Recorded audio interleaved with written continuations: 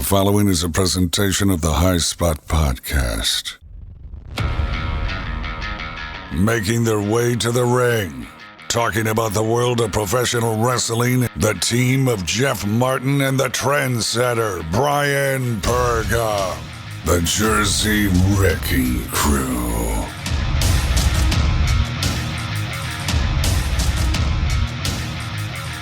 What is going on, guys? You are listening to the High Spot Podcast. I am Jeff Martin alongside my tag team partner, the trendsetter Brian Perga. You can follow us on all our social media at High Spot Podcast and listen to the show where all podcasts are available on Spreaker, on Apple Podcasts, again, wherever podcasts are available.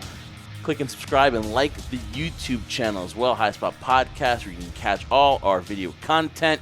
Trendsetter, we are on the road to WrestleMania. That never gets old saying that. The only thing that could mess it up is this coronavirus. Now, we know it is a very serious virus, and, we're not making light of it, but, man, is this going to, ruin a lot of people's travel plans for WrestleMania weekend if, for some reason, this whole thing gets canceled. Well, we talk about this type of time of being a wrestling fan in WrestleMania, right? You talk about historical moments and things that could or could not happen, right?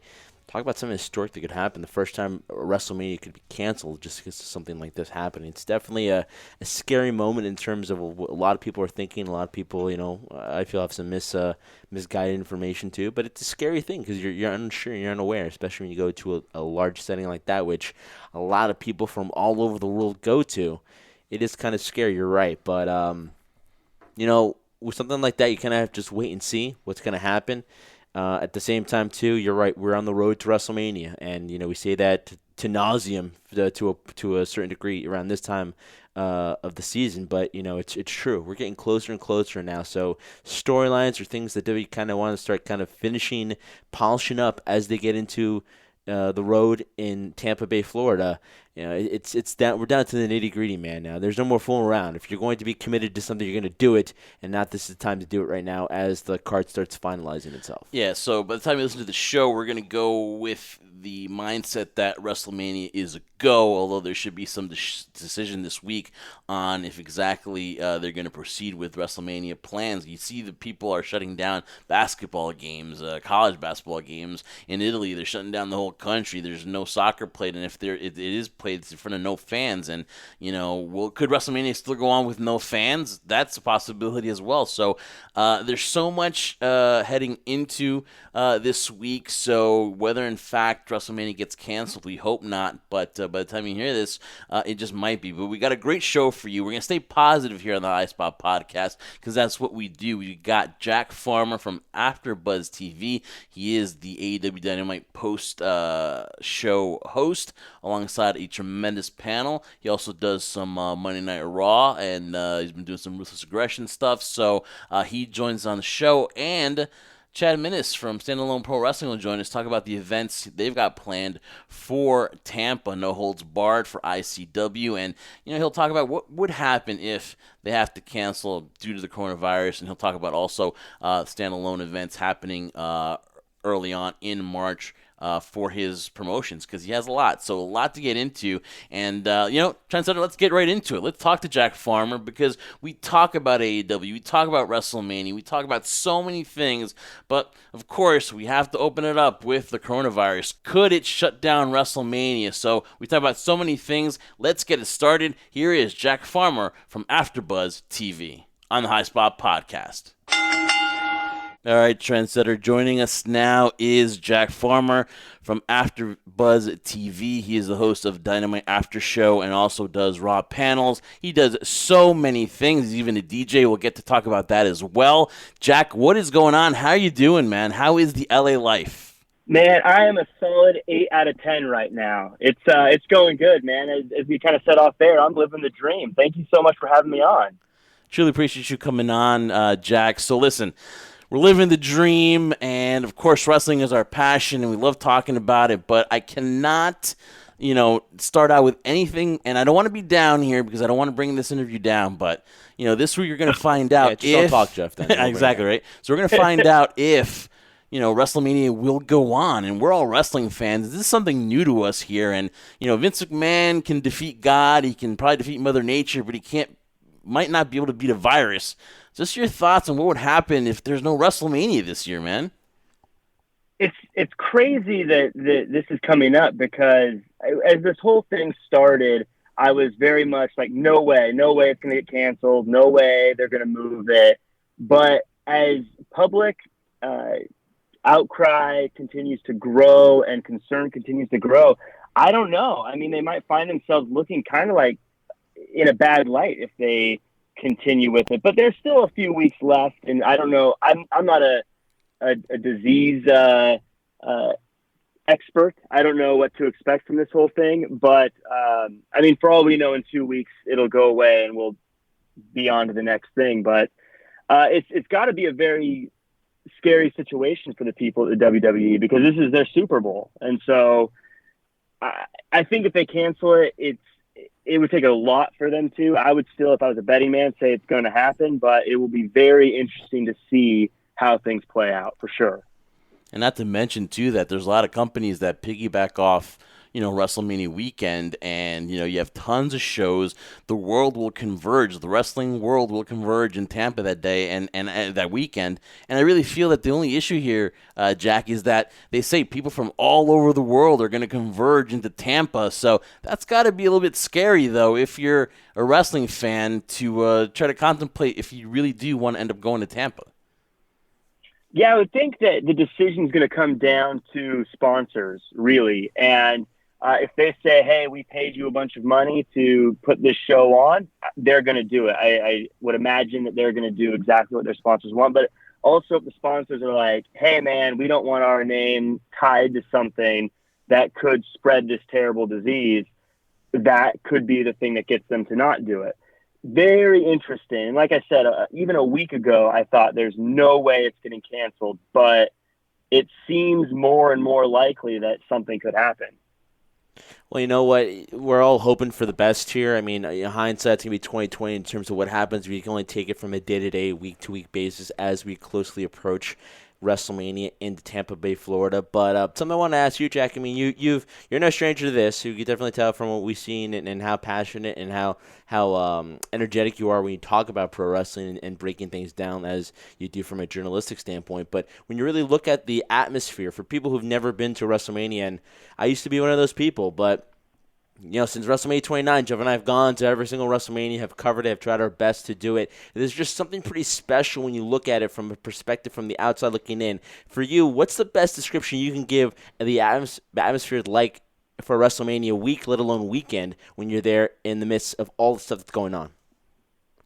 Yeah, I hate to be cliche, but I love the phrase "the showcase of the immortals," because everything about WrestleMania feels bigger, but also it feels historic, and like, I grew up, as I'm sure most of you guys and most of the listeners have grown up as wrestling fans, and things that happen at WrestleMania are things that we reference forever. We still talk about the big matchups that have happened and the big things we've seen. I mean, Hulk Hogan slamming Andre the Giant is still referenced to this day with how big of a moment that was. And so what's really special to me about it is the things you see are the things that we could be telling our kids about someday, and comparing, whoever the Brock Lesnar of 20 years from now is, we may be comparing in the future and talking about the match with Drew McIntyre and how this was when Drew McIntyre took off, or, how this was the day Shayna Baszler became the biggest star in the women's division. It's just historic. And that's, as a wrestling fan, I love it, because, like I said, these are going to be things that we're talking about forever. We're talking with Jack Farmer, AfterBuzz TV host for the Dynamite After Show and Raw panels. Follow him on Twitter at RealJackFarmer, and, of course, go on his website, jackfarmer.com. Jack, what storyline to you do you find the most intriguing? We've got Brock and Drew, we've got Shayna and Becky, Undertaker, AJ Styles, but to me, the one that stands out and a lot of people think should be the main event is Randy Orton versus Edge. What storyline, what are you looking forward to the most? What match? Well, you hit the nail on the head. I think Randy Orton versus Edge, and I think one of the reasons it stands out is I mean, obviously Randy Orton is a legend. To me, he's kind of on that cusp of maybe top 10 all time personally. Edge is someone who's amazing as well, but especially in this WrestleMania, a lot of the matches feel very mathematical, I would say, meaning Drew won a number one contender match. He's facing the champion. Shayna Baszler won a number one contender match. She's facing the champion. Charlotte Flair won a number one contenders match. She's facing the champion. AJ Styles has a little bit more to it, but it's kind of the same. Like, hey, I'm challenging you. We're going to have a match. The Fiend, I'm challenging you. We're going to have a match. But this one is personal. This one feels like there's a lot of emotional energy behind it. And I think that's why a lot of people are getting so caught up in it right now. It's really kind of stealing the show every week, in my opinion. And especially they're bringing history into it. They're bringing in the Matt Hardys. They're bringing in the Beth Phoenixes. They're bringing in even the MVPs. And to me, I think if you're going by the match that everyone is most interested in, this is the main event. I'm an old stickler for, I feel like the title should be the main event no matter what, but from definitely the one I'm most interested in, it's easily Randy Orton and Edge, and it's not close for me. You know what, Jack, when we get to situations like WrestleMania and we get it fast approaching, when the card starts getting built up, we start kind of second-guessing that, we can see certain matches develop themselves in the forefront of, okay, this is going to be a match most likely during WrestleMania season, which I kind of talk about, it starts at the Royal Rumble. A lot of it's known for its nostalgia and for people coming back and how the cliche thing now, or people say your WrestleMania moment.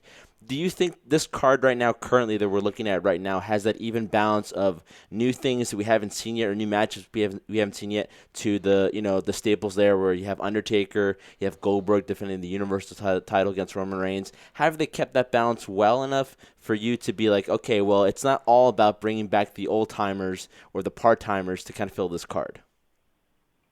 No, I think now I'm looking forward to the card, but I definitely think it's more the old guard versus the new guard in this case. Almost every match is someone from the past facing someone from the future, or for the future, except for really Baszler, Becky.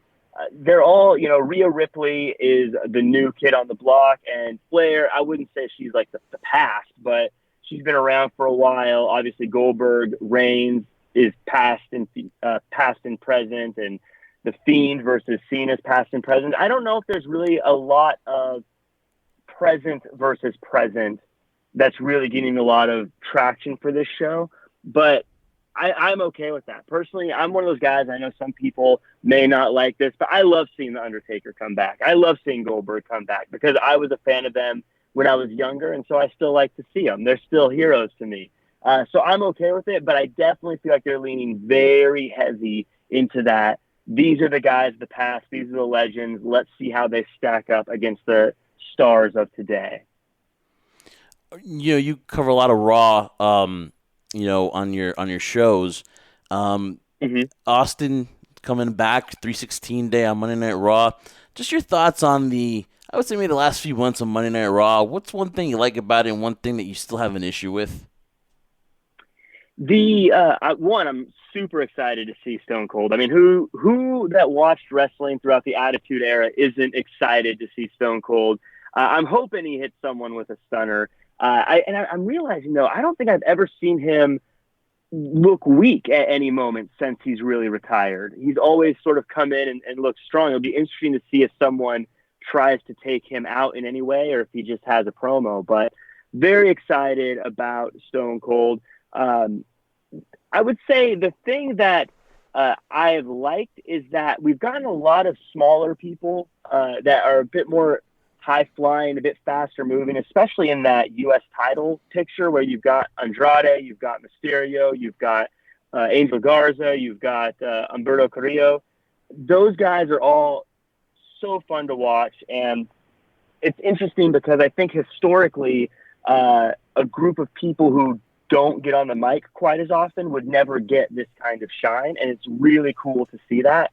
I'm also a huge fan of them having Rhea Ripley and Charlotte go at it, because I think Rhea Ripley is going to be the biggest star in women's wrestling within the next few years.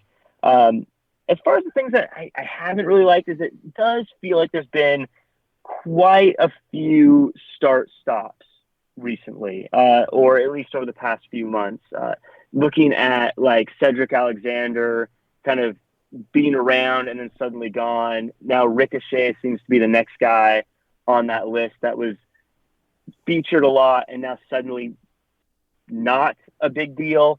And even Eric Rowan, who for a while, especially when he was teaming with Daniel Bryan, just seemed completely unstoppable and now suddenly is off the table. That's always frustrating as a fan, because you spend the time investing in the people and then it's like, oh, what was that for? Which then makes you question, well, should I get invested in a Drew McIntyre or other characters? But overall, I think they're doing a great job. I'm a fan of wrestling. I'm pretty easy to please when it comes to wrestling, if I'm honest. No doubt about that, though, Jack. I mean, when you look at it, there are a lot of start and stops. I mean, let's be honest, as us being wrestling fans, that's nothing new when you're watching WWE programming or you're watching wrestling in general, because there are a lot of things that people try and then immediately feel as if it's not going to work and they immediately want to pull the plug. It's frustrating from a fan standpoint. I can't imagine what it's like from a production or talent standpoint when they have to deal with that during the current moment there. But something that I've wanted to discuss and talk to you about is that you've talked about that, starts and stops, right? Something I started noticing a lot more, especially watching and getting ready for events such as WrestleMania or any pay-per-view in general when there's a big event, is like, okay, what are they building up towards? And what's the reason why I should be invested into it? And then you have those ones that do their thing. I mean, if you look at AEW, for example, and the Cody MJF, I was emotionally interested in that match. It got me hooked. When you look at WrestleMania now, Edge and Randy Orton, it's got you emotionally invested because, like you said, it is personal. It's not for a title. It's not for a stipulation, a loser leave town or retire. No, it's personal. It's between two guys who've had history, and now there's this big betrayal between the two of them, and obviously the excitement to see Edge come back. In your mind right now, when you're looking at WrestleMania and the card, what's the one thing that you look at in terms of what they're building up and they just kind of missed the ball on that? In my honest opinion, it's been The Fiend and John Cena, because when you look at how it all ended up, it could have been done way better. I understand hindsight's 2020, but when you look at the outcome of what happened at Saudi Arabia and how he got dominated by Goldberg, and now he goes, points at a sign, and then all of a sudden we have The Fiend and John Cena. It just kind of seems to lose its excitement to me. It doesn't really have that momentum if they're trying to use a storyline of The Fiend trying to overcome the adversity he dealt with at WrestleMania 30. Yeah, it's definitely something that, again, like I said, I like seeing the old guys come back or the people who haven't been around come back, and I like these kind of matches. But I would say the missed opportunity is they haven't done much to make me care about the outcome. And to your point with The Fiend versus John Cena, I think that's cool, and I think it'd be cool to see The Fiend put down someone like John Cena, and that would really give The Fiend a lot to work with. At the end of the day, I don't think anyone expects John Cena to be around after WrestleMania, so there's not really much for The Fiend to do with that or after that. And so whenever you beat someone that's just going to disappear, it feels like the stakes are a little bit lower. I think that's why when we hear someone like, like in AEW, Jericho teased leaving for 2 months, and it was kind of like, oh, I guess we know how that match is going to end. Doesn't matter. Of course, he was just kind of trolling us fans, but when you know that John Cena is probably not going to be around, the match itself doesn't feel as important, and it feels more like an exhibition. And that goes with all the people who come, like same with the Goldberg, Roman Reigns. The thing that hurts that for me is I don't have any expectation of Goldberg to be around after WrestleMania, which makes the match itself not feel as important. And that's where the stakes come in. As a guy like Edge, I don't think he's going to be around every week per se, but I don't think he's going to be one and done with WrestleMania either. So that's where the stakes and the emotions start to build. Is this isn't something that's just going to go away. It's not like Edge is going to disappear. He's probably going to do more matches. And that's using these guys. I think you can't just say Goldberg's a star, that's the match. I think you need to give us a reason to want Roman Reigns to beat Goldberg or to want Goldberg to win. But right now, it's just the star power. And for WrestleMania, I think you need more than just saying this guy's a star. You need to make me really invested into who comes out ahead. I think the proper word that you guys are using is invested. And I think recently there's just been too much predictability. I know as a fan, one of the things that I love is, ooh, was that supposed to happen? Oh, who's going to win this match? Because I'm really torn. I mean, you could see it one way, I can see it this way. And you look at Elimination Chamber, you knew Shayna Baszler was going to win. You knew that, that heading into WrestleMania, that Roman Reigns is going to get that title from Goldberg. They did that psychology where everyone's going to pull for Roman Reigns against Goldberg, who beat The Fiend. That's what they're working on. You kind of see the passing of the torch where Brock's going to do everything he can to make Drew McIntyre that next guy. So I think what's missing is that unpredictability, because that's what also gets us, talking when we head into WrestleMania, when we're tailgating. All that stuff can't happen. So I think that's missing a little bit. And I think one thing that the show that you cover, Jack, AEW Dynamite, I think they do such a tremendous job that ever since they premiered, I've had no reason to click on NXT. Now, I'll watch it afterwards because it's what I do, and I love NXT. I love the wrestling. I love Adam Cole. I love that. But I think AEW has done a tremendous job where it keeps it unpredictable, and I just think that, Cody does a tremendous job. Everyone does a tremendous job with that. Your thoughts? Well, I agree completely. If I'm honest, when I started with AEW, I thought the long-form storytelling, I was a little worried. I thought maybe things are going to take too long to come to fruition. And, the ADD wrestling fan in me that's used to kind of the quicker turnaround of pay-per-views and things at a WWE may have gotten bored. But now that things have gotten going, I think the biggest thing that AEW does really, really right is they make sure that what they do matters. And so things like creating stipulations like Cody can't go for the world title again has played a part in how things have played out. And every time they do something, they don't just do it and then forget that it happened, but they build on it, and it's for a reason. And when they make a mistake or they do something they don't feel is working, they're pretty good about moving on from it and not holding on to it longer than they need to. I think, look at things like the Nightmare Collective wasn't getting great reviews. And so they tried it. I think they gave it their best shot. And then they said, you know what, maybe it's time to just move on from that. And they're doing that instead of forcing it through. And I think they do a really good job of balancing that. But really, as a viewer and as a fan, what I really appreciate about AEW is I feel like they don't waste your time. And they don't just put something on to fill time. They put things on for a reason so that it validates watching each episode. Yeah, Jack, it's something I've always been interested into in terms of not only speaking to the talent standpoint of it, but also individuals like yourself who do such a great job of breaking things down and then talking about it in my opinion, an intellectual way, because it's very easy nowadays for people to be complainers about things, and I think you know what I'm talking about, where like they're just not happy with what's going on, and the easiest thing is to say, this stinks, this is bad, and not really come up with an idea of, well, what would you do to improve it and make it better? So from the standpoint, when you watched it as a kid growing up, as much as Jeff and I did too, and enjoyed the eras of wrestling that we were very privileged to see, can you still see it from a fan's perspective, or are you kind of now like you have to break it down the way it is because that's just what you're used to? Are you able to allow yourself to be surprised or to enjoy it for the show's sake? I do everything I can to try to watch it as a fan, and then later look at it as, I guess, a pundit or whatever you want to call us. But I always try to watch it from a fan. I'd actually try to do the best I can to avoid whatever spoilers going into it. I mean, there's always going to be that little bit of you that is analyzing it so you can talk about it later. And I'm sure you guys are the same way when you watch a show. It sometimes is a little bit harder to say just as a fan, I'm just going to watch it. But I try to go out of my way to watch it as a fan. And I try to look for the things that are positive, frankly. I think it's easy to get caught up in, as you had mentioned earlier, the hindsight 2020 and saying, oh, well, if, Jericho did this little thing differently, it would have been better. And instead, I just say, what did I love about this? And you find that there's actually a lot of really good stuff in wrestling if you don't allow yourself to get bogged down with the minutia of things that maybe aren't that important. I look back to the moment where the Dark Order was attacking the Elite, and there was the guy that was missing Dustin Rhodes, punching him. There was a viral little video of him punching and missing Dustin Rhodes' head, and everyone got up in arms about how terrible that is, and it's the worst thing ever. And in my mind, I'm like, that wasn't the point. The point was the story that was unfolding. Forget that.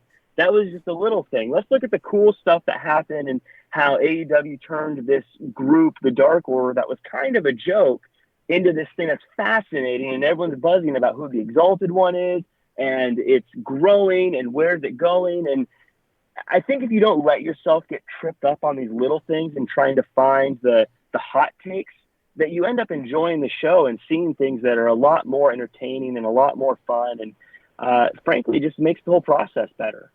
Yeah, that's a great point. At first, I did not give a flying you-know-what about the Dark Order, but now I really am curious. Who's it going to be? Is it going to be Matt Hardy? Is it going to be, who is going to be the leader? And I think they've done a great job, mixing it's Vince McMahon, isn't it? Oh, it was me all along, right? But son of a bitch! but they've done a great job, right? Nightmare Collective, oh my God, we were like, oh man, where's this going? Luther and what's Brandy doing? And then what happened? They got the message. They wanted to try something new. They listened to the fans, and that was gone. So I mean, they've done a great job listening to their audience. And I gotta say one thing, guys, I'm not really here to put over Wrestling Observer, but I gotta admit they got it right. Chris Jericho is the man. Chris Jericho has a tremendous 2019. He was our male wrestler of the year, Jack, and for him to get the credit now, tremendous. What can you say about the guy? I mean, he just changes with the times. He's awesome. Just your thoughts on Chris Jericho's run here in AEW so far?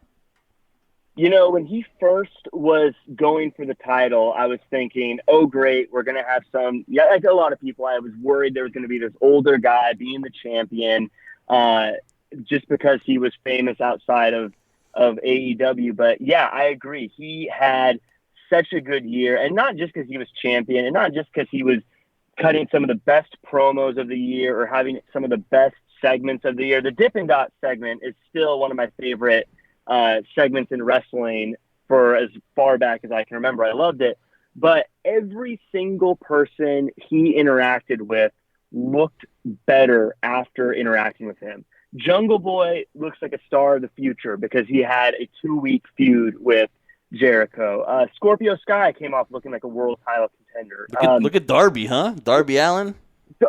Darby Allin. Everyone's talking about how he's the future of the company after a short run with Jericho. And so those are the things that, again, going back to the Attitude Era, and you look at WCW, and I was a WCW fan, but everyone thought, oh, Hogan's holding down people, or the old guys are holding down people. Jericho being the champion made every single person look better. And that's why I think he's the wrestler of the year. Every single person he interacted with, without exception, came off looking like they belonged in the ring with a world champion after he worked with them. So he's exactly what you would want in that role. And I don't even know, I hear he does a lot of things contributing backstage. I can't even speak to that. I can only speak what's into the ring, what happens in the ring, and he makes everyone a star. I've been a fan of Jericho my whole life, and I said this on the Revolution post show, but his match with Moxley was so good. Even though I'm a fan of Jericho, I started becoming a fan again, and I was like, "Yeah, Moxley, you got this, buddy." And I'm cheering for him, even though I'm a fan of Jericho, because they worked that whole thing so well. Hands down, wrestler of the year. Well, Jeff, I'm You're a not huge gonna fan get of an argument Jericho. from me. I'm not going to argue with Jack. That's why he is a man who's wise beyond his years, that he is making that point right now. I can't dissect anything wrong with that statement, Jack. Definitely correct, 100% there. But one more thing I want to kind of ask you before I start wrapping this stuff up, too, is that, this special season, which we call WrestleMania season as we lead into Tampa Bay, Florida, it seems like a huge gathering of fans and just gathering of moments, because it's kind of like Christmas. It comes once a year and you're excited for it. When it's over, you're a little depressed because it starts all over again, the waiting period for it. But when you look at the landscape of wrestling now, from how we used to cover to look at it 5 years ago till now, I mean, I just go back to watch, Jeff and I watched, here's a free plug for the network, the whole Ruthless Aggression episodes out there. You had the Attitude Era, then the Ruthless Aggression era, and just a lot of the big things and the historical factors that happened in pro wrestling around that time about competition, right? Now you look at this. 5 years ago, you didn't have AEW. You had other promotions like Ring of Honor. You had TNA at that time. Now it's called Impact. You had New Japan. It just seems nowadays, especially with the outreach of social media and technology the way it is, there's just a huge way now of broadcasting and kind of streaming that content out there that has us wrestling fans every day now watching pro wrestling, believe it or not. Do you feel there's a sense that is there competition? I mean, people want to talk about AEW versus WWE, but do you think there should be a necessary competition against companies, or should it be more that these companies like AEW, what Ring of Honor's doing, what New Japan Pro Wrestling is trying to do as they try to convert themselves over to the States and become more popular, promotions like this, do you feel more they should just focus on being themselves and not necessarily worrying about being the next WWE or /WCW? Yes, I do agree. First off, I love that there's so much wrestling available now. So much of it is so good as well. The fact that we have you can watch in 1 week something like Raw, and then something like AEW, and then something like NWA Power, and then something like Impact, that all have their own personalities. I think when AEW started, there was a little bit of that. We want to pick a fight with the WWE and we want to take them on. But over the past 3 months, it feels like AEW is 100% its own show and doing its own thing now. And there's so much good wrestling. I personally absolutely love it. And I think it's going to become, it's weird. I think there's going to obviously be competition. I think we can see that. I think you can even see that in the way people perform, like on NXT, the way people perform on Raw, the way people perform everywhere, because now we're in this sort of democratization of streaming channels and things where you don't need to have TNT necessarily. You don't need to have USA necessarily. You can go to YouTube and put a show out for the entire world to see. And if you're a wrestler, you don't need to do everything just to get to one place. And that gives, I think, a lot of people hope and a lot of people the fire to really do things to be themselves and to stand out. And it's just absolutely amazing. This is, again, growing up, and I've mentioned the Attitude Era a few times, the Monday Night Wars a few times. This right now, I think, is a better time than then, because I think the athletes are better. I think the production is better. I think the fact that you can go to MLW, you can go to Impact, you can go to all sorts of different places and still have, you can even be international now. Obviously, it's easier to go to like Japan and Mexico. It's just so cool to see so much opportunity, and now not needing a USA or a TNT or necessarily.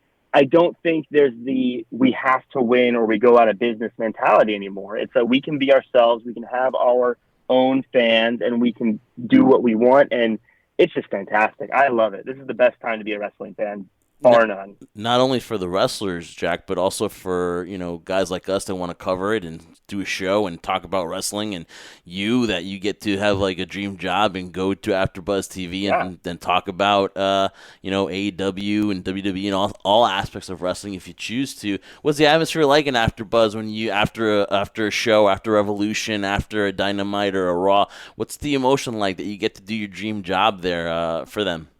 Oh, it's always fun. I'm very fortunate in that I get to work with a lot of really, really cool people that are all fun and enjoy what we get to do. Certain shows, like after Revolution, I mean, we were still buzzing after that show. We could have done another 2 hours talking about Revolution. We had such a good time.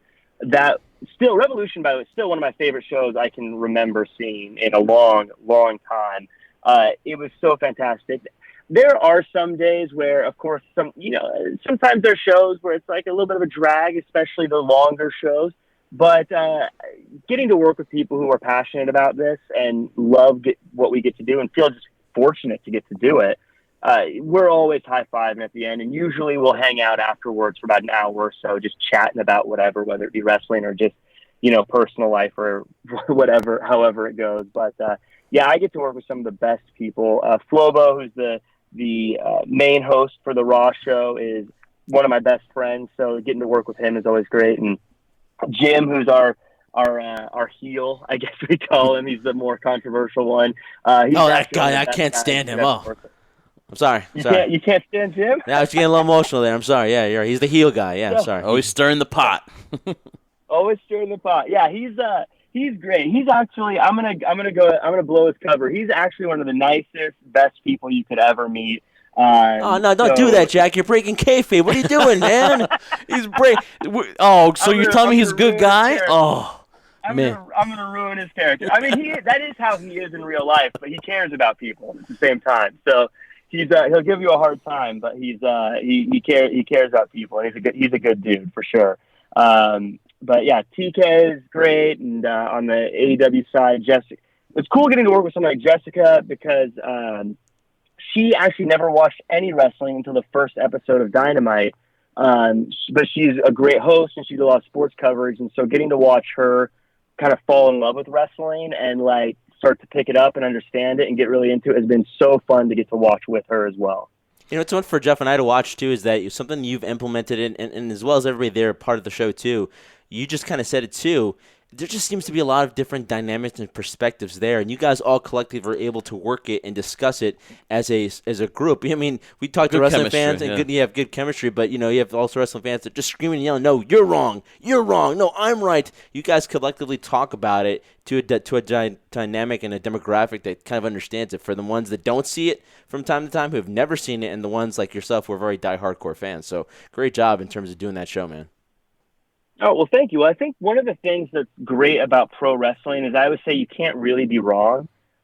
Me and George Hermosa, who hosts a lot of the WWE pay-per-views, we're talking about the best of all time. Who's the best of all time? And he was like, Shawn Michaels. And I was like, Ric Flair. And we were saying our reasons why. But at the end of the day, we're both right. Who cares? It's just fun to argue about. And you can argue about it, but then say, whatever, you're allowed to like whoever you like or not like whoever you like. And that's what makes it fun. So I never think anyone's wrong or right with wrestling. It's just fun. Who do you like? Who do you not like? And why? And then just go from there, Oh, like the Mount Rushmore of wrestling. I'm like, God, the classic question. I'm like, damn it, dude, you're not wrong. You know what I mean? Like, you can have your 4, and I can have my 4. That question to me, it just bugs me because no one's wrong, and you're arguing for like an hour trying to take your point of view. Where you know what, I can see your point of view. You know what I mean? And that question, Jack, is to me one of the questions that triggers me because I'm like, you can't be wrong. You can't be wrong on that. Plus, you can't limit it to 4 either. Yeah. Right. Well, who are your Mount Rushmores? Oh man, see, everyone has their different style. They'll go by who sold the most, who had the most box office. Everyone's gonna say Dusty has to be there because of the promos. To me, there's no wrong answer. To me, Nature Boy has to be on there, and then people are like, well, Bruno. Yeah. I didn't see Bruno wrestle, but he's got to be up. So it depends on nobody's wrong. What's your Mount Rushmore though? Austin, Hogan. I'm going to put Flair in there, and then the fourth one, I would say Shawn Michaels. Mm-hmm. But I could be wrong. I'm not wrong. So you could say Dusty. You can say Rick. You can say it's okay, Brett. Jeff. It's okay. No, but I'm just saying, like, fired up. He's getting there, Jack. It's great. It's funny because, as we started this, I was like, well, I definitely have my 4. And then as you're naming these names, like, oh, wait, I forgot. Exactly.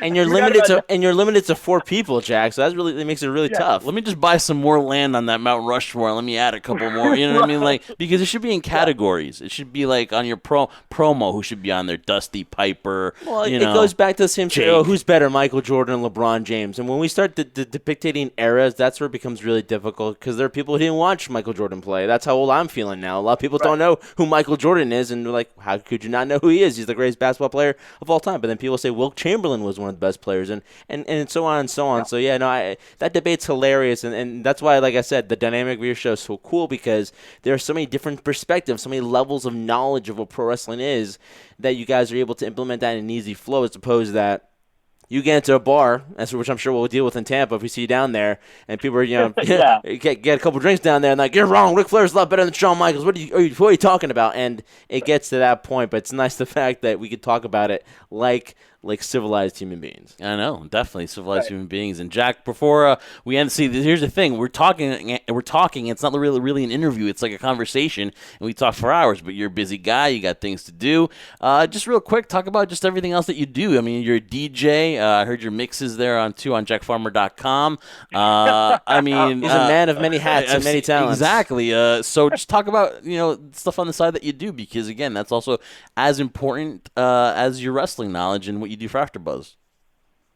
Yeah, it's kind of a weird, journey, as I guess all of us are on. But it was funny. I started DJing a long time ago just to help pay my way through school. I was like, I need something to pay the bills that I can do around a school schedule. And I found I was actually pretty good at it. And it kind of moved into like hosting events and things like that. And then through the hosting is sort of how I got in with AfterBuzz. As I mentioned, Flobo was a friend of mine. He's a DJ as well. That I met Flobo. Flobo was with AfterBuzz, and he brought me in.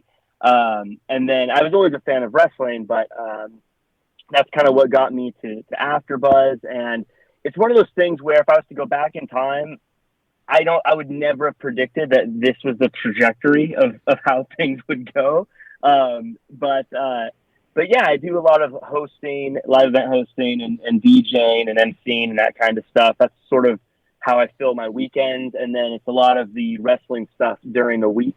And I talk a lot. I'm a big talker, apparently.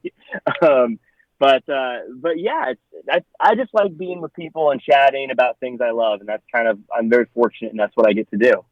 Yeah, I mean, and talk about talking. You'll definitely have a lot to talk about next year when WrestleMania goes to LA. That'll be like in your backyard, so that's something probably that you're looking forward to. Yeah, I can actually see the stadium from my bedroom window, so that'll be.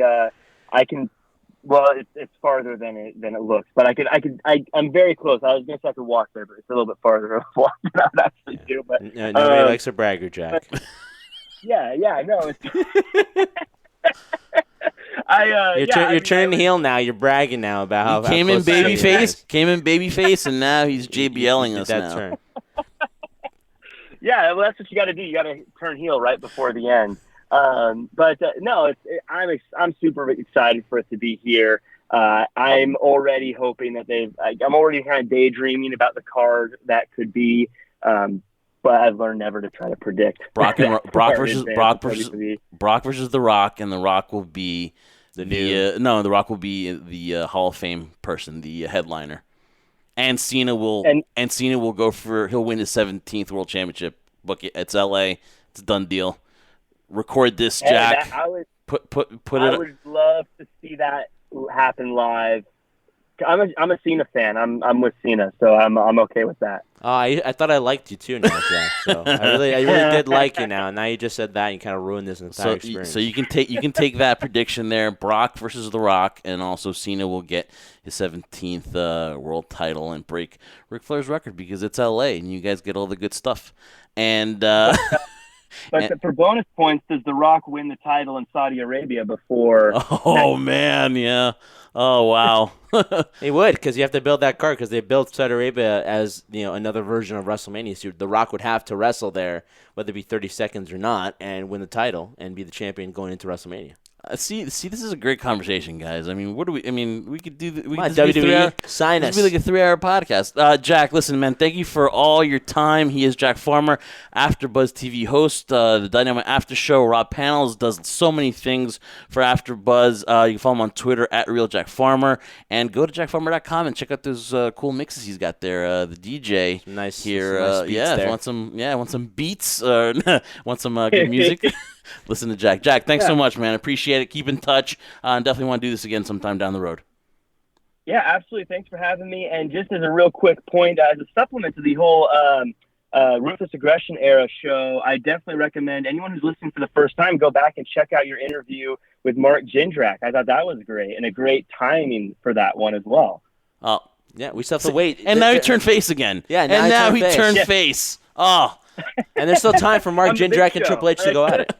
Mark Jindrak was awesome, man. I mean, he was so, see, now I'm going to talk here. I'm hyping myself up here. He was he owned it. He owned it, man. He messed up. He didn't blame Triple H. Didn't say, oh, this, that. No, he he took full responsibility, man, and really good guy though. And the he's 42. He can still go, man. People need to book him. I don't know what he wants to do. I know Triple H thing that would have been great for him to fight Triple H, but yeah, he can still go, man. And Jack, I really appreciate you listening to that interview. Appreciate that. Yeah, of course, absolutely, and yeah, thanks for having me on. I really appreciate it. This is fun. All right, man. First round's on us in Tampa, buddy. Let's wash our hands and and just not touch our faces, and we'll survive this coronavirus there together, Jack. Perfect. Sounds good. Thank you. All right, man. All right, Trendsetter. So many things, man. He turned babyface. He was babyface, then he was heel, and then he had to turn babyface again. I've never seen a triple turn before in my life. That's what they call a tweener nowadays. You're kind of back and shades forth. Of gray. Exactly, shades of gray. There are no more black and white anymore, Jeff. It's just the way it is. It's just the way the business is. But we appreciate him putting us over. Didn't have to do us the favor, but he did. Listen to that interview we did with Mark Jindrak when we talked about the series Ruthless Aggression that's on the WWE Network. Free plug for you guys there. Great interview, man. And I think, we've been fortunate enough with speaking with individuals like Jack and Chad coming up right now during the show, and then talent among the various platforms we've gone to, whether it be a WrestleCon, whether it be people we've had on the show, live interviews we've done on our YouTube channel. They all show the same thing, their passion and love for professional wrestling. Yeah, man, and a great interview with Jack. Of course, check out all his stuff on AfterBuzz TV. That's like a great place to work at, too. It looks like a really fun atmosphere. Yeah, unlike this place. Yeah, I mean, there's so much just turmoil and so much, just unprofessionalism here that you want to leave. Who wouldn't want to jump ship? No, who wouldn't? I know you. That's why we don't look each other in the eye when we're talking. But again, though, tremendous interview and Trendsetter we've got now coming up. Chad Minnis from Standalone Wrestling. Good old Chad back on the show. Good old Chad. We had it on before. He will be part of ICW No Holds Barred in Tampa on April the 2nd, and he joins us to talk about just the events going on in WrestleMania. What we're trying to do is every week when we do the show, we're going to try to invite somebody on who's got an event going on in Tampa so they can talk about their event. And if you're wondering, where should I go? What should I do down in Tampa? If you're there for a few days, there's so much wrestling. We're going to give you the shows that you should go and definitely check out. And ICW No Holds Barred is definitely one of them. So Chad Minnis now on the High Spot podcast talking about No Holds Barred. All right, Trendsetter, so many events in Tampa coming up for WrestleMania weekend. We've got Chad Minnis joining us because he will be part of No Holds Barred April the 2nd from the 81 Bay Brewing Company in Tampa, Florida. Tickets are available on the WrestlingUniverse.com website. Chad, what is going on, my man? How you doing? Oh, not much, man. Just super busy with the real life, with wrestling, ring rentals. My own promotions, other promotions, so a wild year so far. We'll get to Standalone and your other promotions shortly, Chad, but we could find out a lot of things this week about WrestleMania and what's going to happen with all the festivities, but let's pretend everything's good, fingers crossed, and just talk about this event coming up in Orlando, No Holds Barred for ICW. Yeah, so No Holds Barred, it's a spin-off of ICW based out of New York. The ropes are replaced with chains. This is going to be Volume 3 in Florida on April 2nd, and it's basically no rules. It's, more extreme combat in the ring, knockouts, submissions. It's just more of a strong style, more fierce battle in the ring. Some of the best competitors you could think of, they're squaring off against each other. Jack and Danny have been doing this project, and it's going to have so much potential, within the next year. And I think the WrestleMania version is going to be the best one yet so far. And for example, how did you get involved with ICW? Give us a little rundown of how you decided to help out here. Yeah, so I've been involved in ring rentals and stuff like that, and helping other promotions. I stopped running my own shows for a little while, and at the time, GCW kind of filled the gap for me to fulfill that desire to still be involved in wrestling. And at that time, it was Danny and Brett who I dealt with, and developed relationships with both of them. And when Danny moved on to ICW, and I started working with him out there, and just assisting in any areas that needed. Not looking for anything in return, but to see another product develop, see talent develop, and a new fan base grow.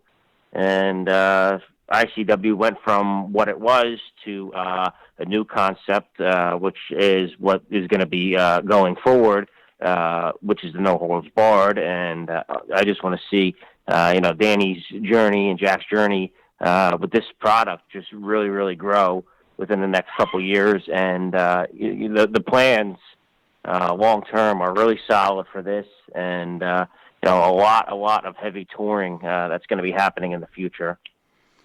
All right, that's awesome, and that is going to be actually, you get your tickets on the WrestlingUniverse.com website. Like he said, Thursday, April 2nd, from the 81 Bay Brewing Company, Tampa, Florida. Chad, there's so many, things going on around WrestleMania weekend. What's going to separate No Holds Barred? What's going to make it must go to for fans that weekend?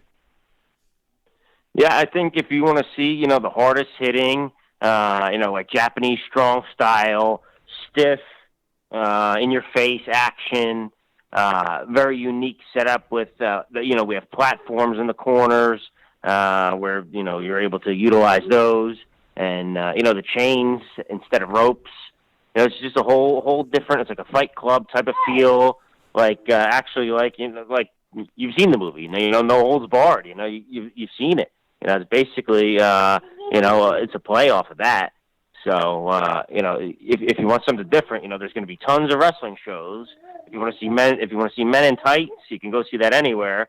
If you want to see some stiff, hard hitting, strong style action, No Holds Barred is definitely going to be the place to be. It's also an intimate venue, so there isn't there's an unlimited amount of tickets as well.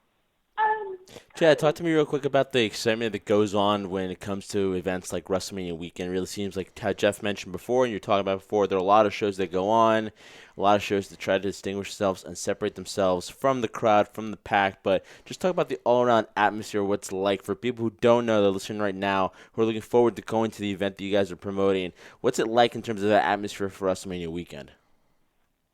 Yeah, I think just WrestleMania week is just like, it's just like the culmination of, everything good about pro wrestling. You get your mixture of everything that you're looking for.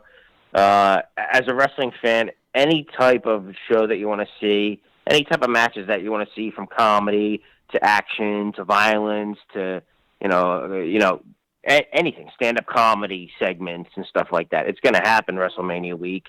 And, it's the largest gathering of people from all around the country, all around the world, coming to, Tampa for this event. So just networking with fans and learning what other people like. And I think it's just the most exciting week there is for wrestling. You just mentioned the convergence of fans from around the world. And unfortunately, you guys can't beat, the bookings, the promoters, and you certainly definitely can't beat a coronavirus. What are your any fallback plans? Are you just waiting what the latest news are? Like, what exactly are your plans if, this event is canceled? Yeah, so I know speaking for other promoters is going to cause quite a mess. Tons of money has been invested in time and getting the stories and the talents together and stuff like that. So a postponement or cancellation would be quite devastating to some. Some promoters take a big risk coming down here, like, they're not at that level yet to even be coming down and traveling the world, and they're taking that chance to take their product to the next level. And they're really, something like this could put everything at risk for them. So fingers crossed that this works out, and we can figure out how to make this successful and keep people safe, and hopefully this goes away really quick. Yeah, because it's a celebration. That weekend is supposed to be a celebration, but recently we've been like on our toes about coronavirus and a lot of events being canceled. So we cross our fingers for the wrestling fan and just that we all have a safe weekend there. But Chad, again though, any precautions specifically by ICW and just what would happen if they cancel it? Any measures taken yet so far, or you guys are just waiting to get official word? Yeah, right now it's a wait and see. Of course, WWE is the lead here, and I don't think WWE would ever cancel. So I guess it's more up to the Tampa politicians and the government there to really push this the way it's going to go. So it's in the wrestling god's hands, I would say. Any concern from the talent themselves that are going to be a part of this event? If they've shown or shown you or any of the promotion a concern of things like this that's going to happen down the road, depending on what the decision ultimately is? Yeah, not at all. As far as talent for me, it's been bookings going forward. Let's fill dates, and everybody's still trying to be very aggressive with filling their calendars. So as far as the talents, I haven't heard any concerns at all. And they just want to keep it going. I have heard stories about empty arenas, and in that area I have heard talent say we do this for the fans, and we don't want to perform in empty audiences and empty crowds, and that's part of the show and part of the feel for them. It's like a comedian going out and telling jokes to an empty crowd. You work off the fans and you feed off the fans. So for the empty arena stuff, that would be quite disappointing.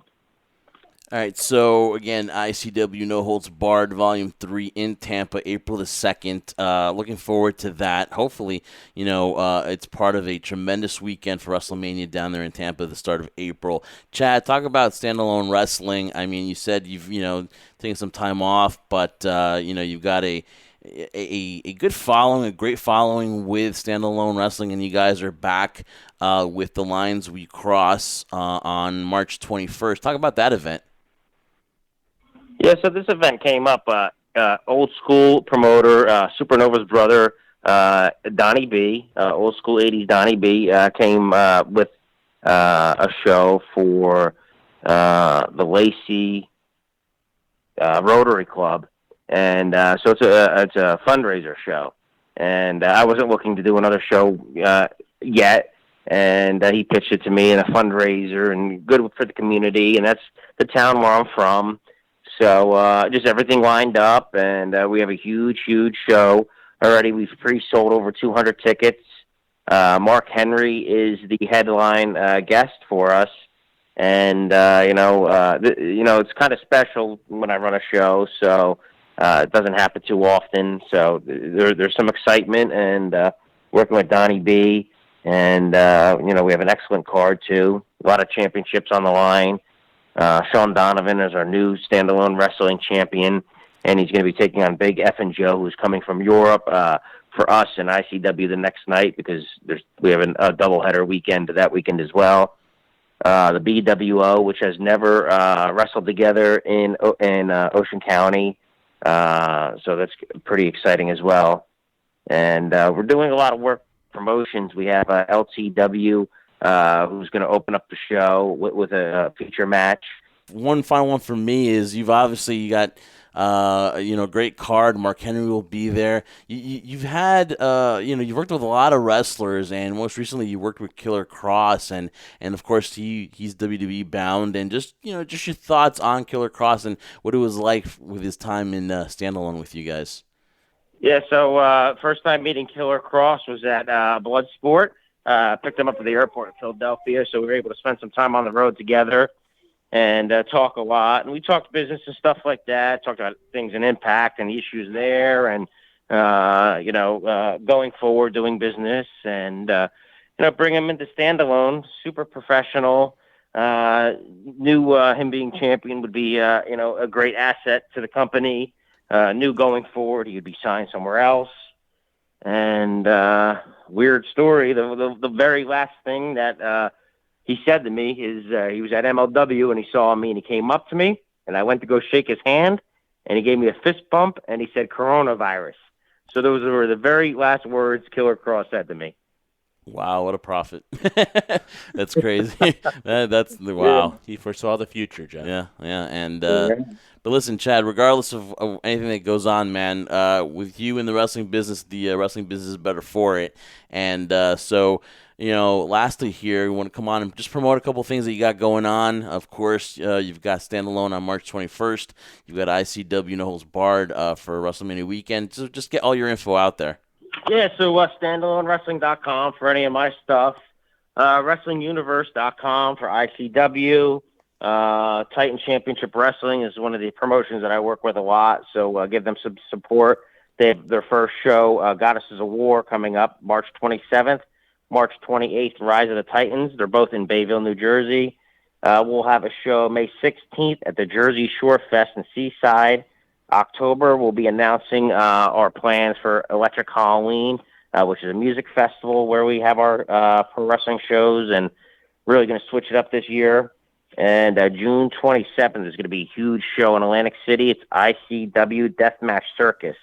It's going to be outside on a piece of land that one of my clients has, and that is going to be a huge summer extravaganza. So just check all those things out. He is Chad Minnis, one of the best promoters out there. Chad, thank you for coming on the show. Hope to see you down in Tampa. Maybe get a beer together. But listen, man, thanks again. Keep safe, stay healthy. And, let's hope we have a tremendous weekend for WrestleMania weekend down there in Tampa. Yeah, can't wait to see you guys. All right, Chad. Thanks, man. Don't forget to wash your hands. Come on. All right, Trendsetter. And good old Chad, man. I mean, where does he find the time to do these interviews? But a very busy guy. And, Trendsetter, hopefully for all these businesses, all these promotions down there, hopefully we get to go down there and have a great time. Not just, personally because I want to go have a nice trip to Tampa, but because these guys really bust their ass and work hard, and they should be rewarded by putting on great shows like this. Well, it's like we talked about before with both with Jack and Chad. It's just the atmosphere around there. I mean, granted, we're going down there representing the crew, but at the same time, as much as it's work related, and we're trying to do our best for coverage and content so you guys can enjoy it, so you could feel like you're a part of it with us. A lot of it's also to do with the fact that we can't forget that it's also an enjoyment time. It's not necessarily a vacation, but it's also to enjoy the fact of being around that atmosphere. And I kid you not, guys, if you've never been around a WrestleMania weekend or week per se, not necessarily attending the show, but just being around that atmosphere, it is definitely something that's indescribable. Words cannot put justice to it. It's just a great time to be around all that stuff because there's so much stuff going on that it's a great time and a great period to be. If you've never been during WrestleMania week, I would highly suggest doing it. Maybe not this year because everybody's worried about the coronavirus, but it's definitely something to attend. And everybody's showing their excitement. They're showing their wariness too about what could possibly happen. But right now, I think there's still excitement in the air because we're getting closer each week that goes by. We're closer and closer to as they say, the showcase of the immortals. So definitely check out ICW No Holds Barred Volume 3. It's Thursday, April 2nd from the 81 Bay Brewing Company in Tampa, Florida. For tickets, go to thewrestlinguniverse.com. Give them a shot. Check them out, man. They're doing great things. And also, Standalone Wrestling presents The Lines We Cross with special appearance by WWE Hall of Famer Mark Henry, March 21st, coming from Lacey Township High School. Tickets are available by going to eventbrite.com/standalone wrestling. So definitely so much wrestling going on, Trendsetter. Again, we pray that the festivities for WrestleMania will go on. And we can put this virus behind us, but we're not doctors. We're not, we don't play them on TV either. So hopefully, WrestleMania isn't canceled. And Trendsetter, there's still so much wrestling to go on to this weekend. Ring of Honor will present 18th anniversary in Vegas on Friday night, and Ring of Honor Pastors present on Saturday night from Sam's Town in Las Vegas. So Ring of Honor doing great things once again with Marty Scurll at the helm, Trendsetter. And we want to thank Jack Farmer. We want to thank Chad Minnis for being on the show today. And again, guys, love doing this. We're on the road to WrestleMania. We're in that car. Nothing's going to stop us. Maybe coronavirus, probably. But, what can you do? But again, man, just looking forward to if WrestleMania does happen this year. Yeah, we're slowly approaching it, guys. And you guys have been listening to another episode of the High Spot Podcast, along with my tag team partner, Jeff Martin.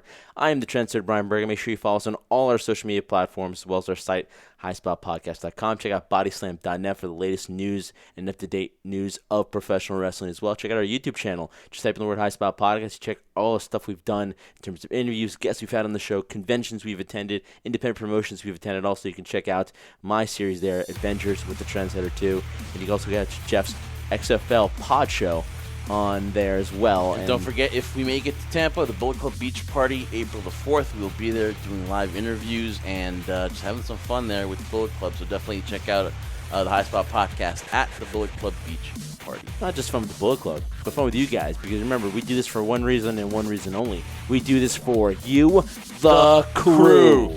Wash your hands, everybody. Wash your hands.